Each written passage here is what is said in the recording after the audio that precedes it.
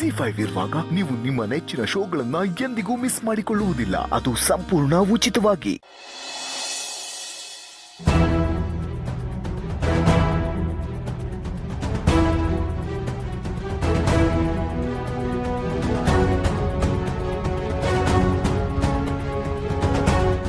ಹಚ್ಬಿಂಡು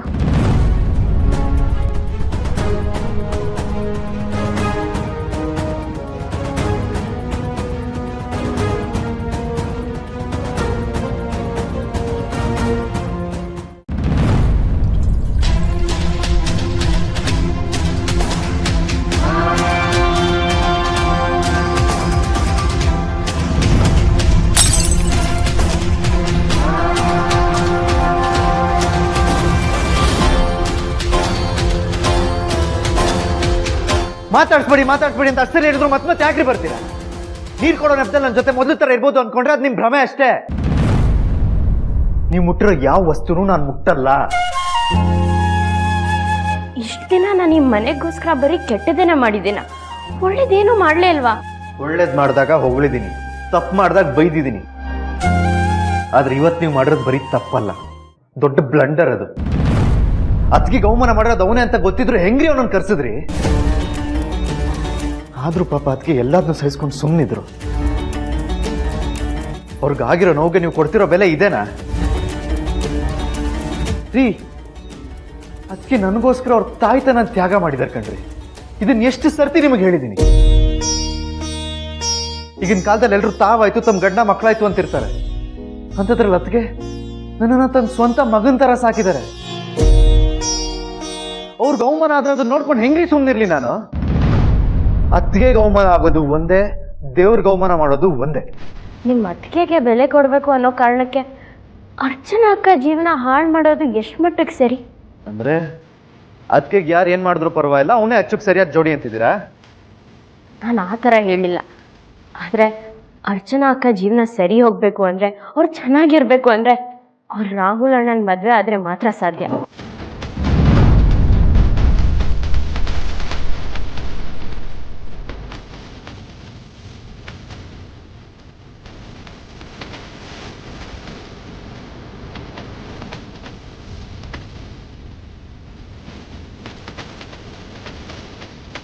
ನನ್ನ ಕೈಲಿ ಏಡ್ತಿನೋ ಯೋಗ್ಯತೆನೋ ನಿಮಗಿಲ್ಲ, ಅದಕ್ಕೆ ಕೈ ಇಳಿಸಿತು.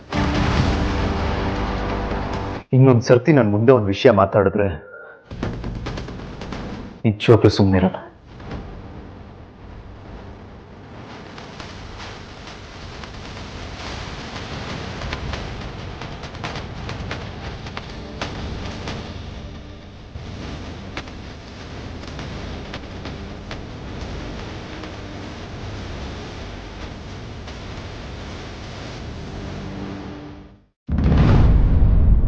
$18,000 ಇದೆ ಅಕ್ಕ.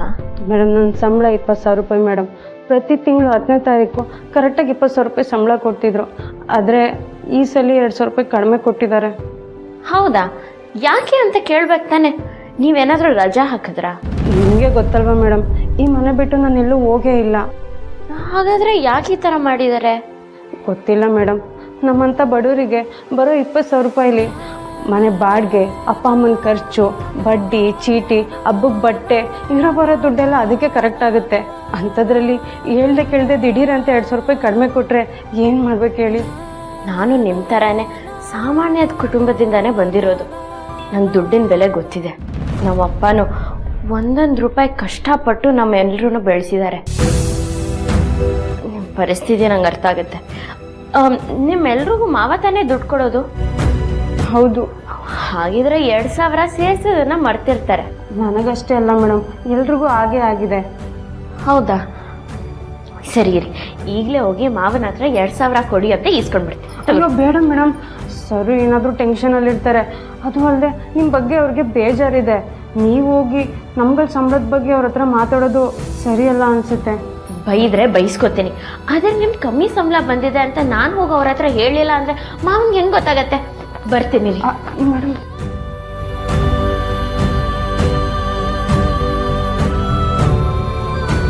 ಈಗ ಸದ್ಯಕ್ಕೆ ಈ ಜಾಗದ ಬಗ್ಗೆನೇ ತಕರಾರಿರೋದು.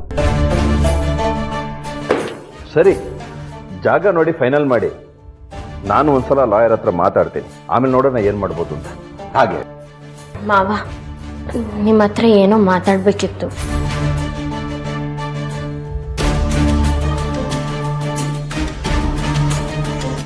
ದೀಪು, ಈಗ ಒಂದು ಮುಖ್ಯವಾದ ವಿಷಯನ ಡಿಸ್ಕಸ್ ಮಾಡ್ತಾ ಇದ್ದೀವಿ, ಆಮೇಲೆ ಮಾತಾಡೋಣ.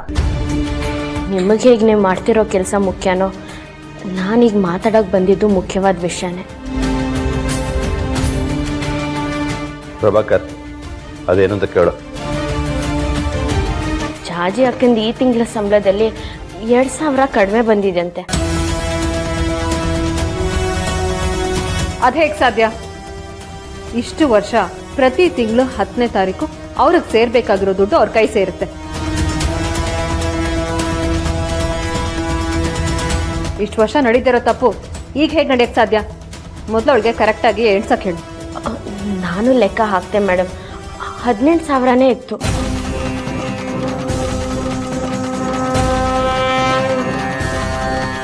ಸೌಂದರ್ಯ, ಈ ಸಲ ಎಲ್ಲ ಕೆಲಸದವ್ರಿಗೂ ಸ್ಯಾಲರಿನಲ್ಲಿ ಕಟ್ ಮಾಡಿದ್ಯಾ? ಏನು ಹೇಳ್ತಿದ್ದೆ ಸುಕನ್ಯಾ? ಹೌದು ಬಾವಾ, ಕೆಲವ್ರಿಗೆ 2,000, ಕೆಲವ್ರಿಗೆ 3,000 ಕಡಿಮೆ ಬಂದಿದೆ ಅಂತ ನನ್ನ ಹತ್ರ ಬಂದು ಹೇಳ್ತಾ ಇದ್ರು.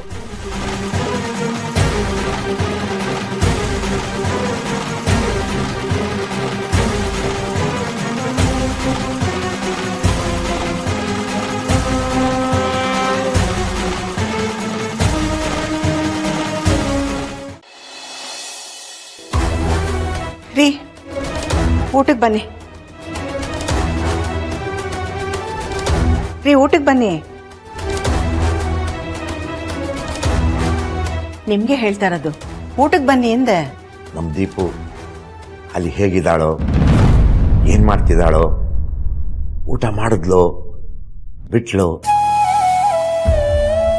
ಏನು ಗೊತ್ತಾಗ್ತಾ ಇಲ್ಲ. ಅಂಥದ್ರಲ್ಲಿ ನಾವು ಹೇಗೆ ಹೊತ್ತು ಊಟ ಮಾಡಿಕೊಂಡು? ನಾನೇನು ಹಬ್ಬದ ಅಡುಗೆ ಮಾಡಿಲ್ಲ ರೀ, ಮಾಡಿರೋದು ಬರೀ ಅನ್ನ ಸಾರು. ತಿಂದೇ ಇದ್ರೆ ನಿಮ್ಮ ಆರೋಗ್ಯ ಹಾಳಾಗತ್ತೆ.